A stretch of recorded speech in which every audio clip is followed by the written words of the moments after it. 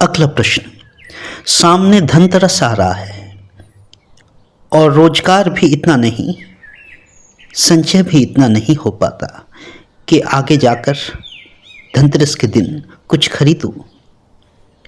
इसके लिए मन उदास रहता है। हरिलाल।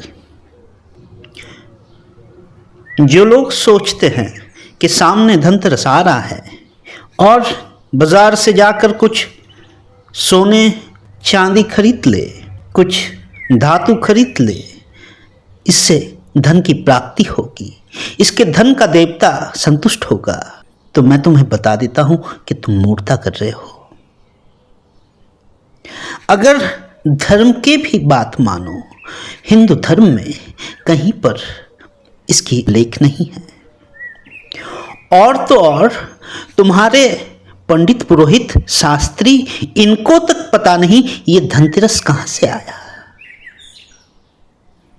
सब लगे हैं धन की खरीदारी करने और व्यापार जोर से चल रहा है।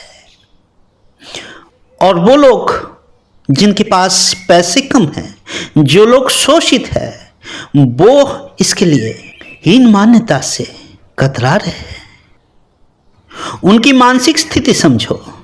उनको लगता है कि धनतेरस आ गया, कुछ खरीद नहीं पाएंगे तो धन का देव उनके ऊपर रुष्ट हो जाएगा। और ये धनतेरस का असली नाम तो धनत्रयोदशी था। लोगों ने इसको धनतेरस बना दिया। धनतेरस है क्या? कहां से आया ये धनतेरस? धनतेरस कोई धन की देव या देवी का पूजा नहीं है। धनतेरस तो था धन्वंतरी का पूजा। ये धन्वंतरी कौन था? हिंदू शास्त्र में देवताओं के चिकित्सक का नाम था धन्वंतरी। उसे विष्णु का अवतार माना जाता है। धनत्रयोदशी के दिन वो दिन है जो धन्वंतरी के लिए उद्यापित किया जाता था। धन्वंतरी समुद्र मंथन के समय एक हाथ में कलश और एक हाथ में आयुर्वेद का पुस्तक लेकर प्रकट हुए थे।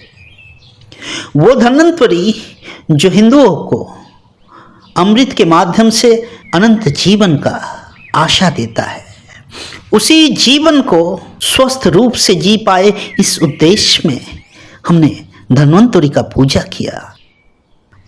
वो धनत्रयोदशी था। उसी धनत्रयोदशी को हम भूलकर धनतेरस बना दिया। और पूजते किसको है? धन को, सोना को, चांदी को। ये मूर्खता हो गई।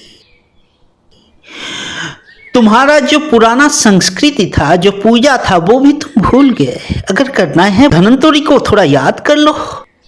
90% लोगों को तो पता ही नहीं है धन्वंतरी थे कौन, और चले धनतेरस में सोना चांदी खरीदने। और व्यापार जोर से चल रहा है। अगर व्यापार के हिसाब से देखे फिर ठीक है, तुम्हारे पास पैसा है, कुछ खरीदारी कर लो, रख लो, मैं उसके विरोध में नहीं, वो निवेश हो गया तुम्हारा। परंतु जिनके पास नहीं है उन्हें ये बोलकर मत सताओ कि अगर इस धनत्रयोदशी के दिन, धनतेरस के दिन कुछ ना खरीदे तो मुश्किल हो जाएगा। और तो और छोड़ो, लोगों को तुमने झाड़ू खरीदने तक उलझाया। ये झाड़ू खरीदना कहां से आया, सुनकर तुम चौंक जाओगे। पुराने दिन में गांव में एक पंडित रहा करता था।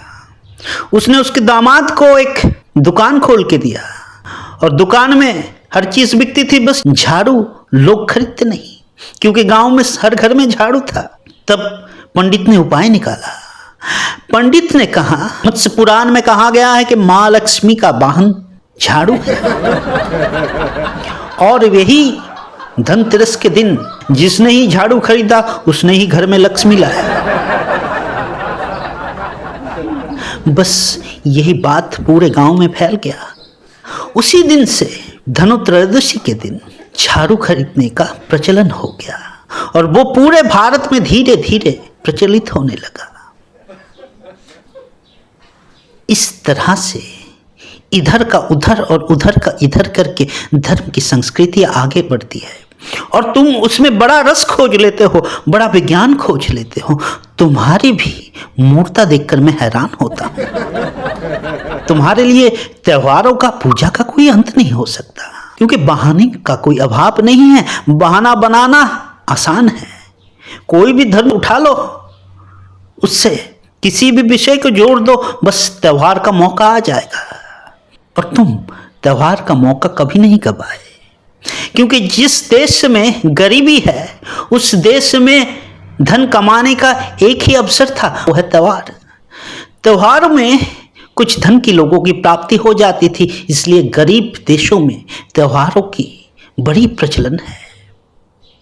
और तुम देखोगे कुछ सरकार त्योहारों को बहुत बढ़ावा देता है, धर्म को बहुत बढ़ावा देता है। क्यों? क्योंकि उसमें जो लोग गरीब है, वंचित है, उनको लगेगा कुछ रोजगार हो गया।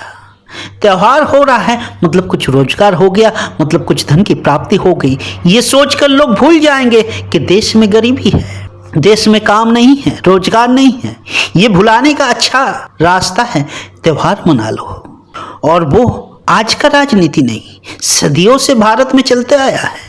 धनतेरस और कुछ नहीं, बस इसी का एक विकृत रूप है, जो पहले कभी हुआ करता था धन्वंतरि के लिए। आयुर्वेद का देवता, देवताओं का चिकित्सक धन्वंतरि, विष्णु के अवतार जिसे माना जाता था, उसको याद करने के लिए जो धनत्रयोदशी था, वो बड़ी आसानी से इस तरह से धनतेरस बन गया, जहां पर लोग अब सोने, चांदी, झाड़ू यही सब खरीदने में उलझे हुए हैं।